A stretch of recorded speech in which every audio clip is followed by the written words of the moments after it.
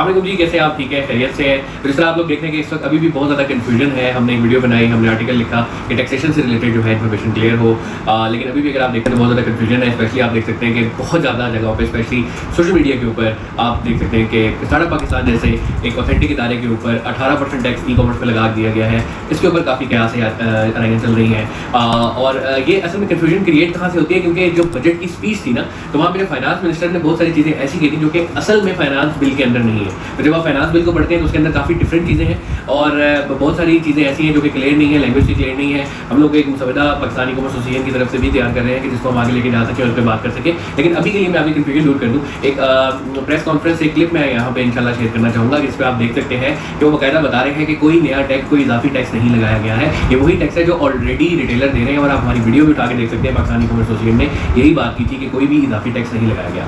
اور اسی طرح سے سیلز ٹیکس, وہ کل کوئی میں نے میڈیا میں دیکھ رہا تھا نیوز میں کہ 18% سیلز ٹیکس نہیں چارج کیا جا رہا ہے اس کے اوپر. وہی سیلز ٹیکس ریٹ ہے جو کسی آپ فزیکل آؤٹ لیٹ سے لیتے ہو. ہم نے ڈومیسٹک ای کامرس کا ایک فریم ورک ڈیزائن کیا تاکہ ڈیجیٹلائزیشن کو, جو لوکل اکانومی ہماری ڈیجیٹلائز ہو رہی ہے, اس کو ہم کسی طرح سے پراپرلی ریگولیٹ بھی کر سکیں اور اس میں ان کے بینیفٹ کے لیے چیزیں کریں.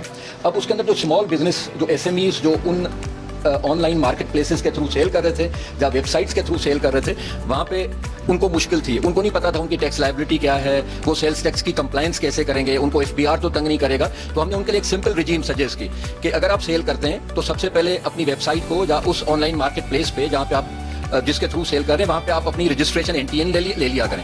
NTN کے بعد ہم نے انہیں کہا کہ جی آپ 0.25% پہ اپنا ٹیکس دے دیا کریں, اور وہ یا تو کوریئر کے تھرو کلیکٹ ہو یا بینک کے تھرو, وہ ڈیپینڈ کرتا ہے موڈ آف پیمنٹ کیا ہے, اور وہ آپ کی فائنل ڈسچارج اور ٹیکس لائبلٹی ہوگی. آپ کو FBR سے مزید انٹریکٹ کرنے کی ضرورت نہیں ہے. اور اسی طرح سے سیلز ٹیکس, وہ کل کوئی میں نے میڈیا میں دیکھ رہا تھا نیوز میں کہ 18% سیلز ٹیکس نہیں چارج کیا جا رہا ہے اس کے اوپر. وہی سیلز ٹیکس ریٹ ہے جو کسی آپ فزیکل آؤٹ لیٹ سے لیتے ہو. تو یہ ہمارے ڈومیسٹک ہم نے فریم ورک بنایا تاکہ ہمارے اسمال بزنسز, لڑکے لڑکیاں جو گھر سے بیٹھ کے بزنس کرنا چاہتے ہیں, وہ ایک ڈیفائنڈ ریگولیٹری فریم ورک کے تحت کام کریں. اچھا, اس کے علاوہ ہم نے, جو آپ نے دیکھا ہوگا, ڈیجیٹلی صرف ہماری لوکل اکانومی ٹرانسفارم نہیں ہو رہی ہے, گلوبل ڈیجیٹل فریم ورک بھی تبدیل ہو رہا ہے. اور گلوبل ڈیجیٹل فریم ورک کے اندر آپ دیکھیں کہ ہماری جو پاکستان کا ٹیکسنگ رائٹ ہے وہ ایروڈ ہو رہا ہے, کیونکہ چائنا میں بیٹھے ہوئے, یورپ میں بیٹھے ہوئے جو وینڈرز ہیں, جو مینوفیکچررز ہیں, وہ وہاں سے ایکسپورٹ کے نام سے بغیر سیلز ٹیکس کے گڈس پاکستان پہنچا دیتے ہیں. اچھا, وہ ہمارا جو لوکل مینوفیکچرر ہے وہ وہاں ڈس ایڈوانٹیج میں آ جاتا ہے, کیونکہ اس کو 18% سیلز ٹیکس دینا ہے. ہمارے کنزیومر جو ہیں وہ لا علم ہے اس بات سے, وہ فارنر سے لیے جاتے ہیں اور پاکستان کی اکانومی شرنک ہوتی جاتی ہے, پاکستان کے مینوفیکچرر سیل نہیں کر پاتے ہوتے ہیں.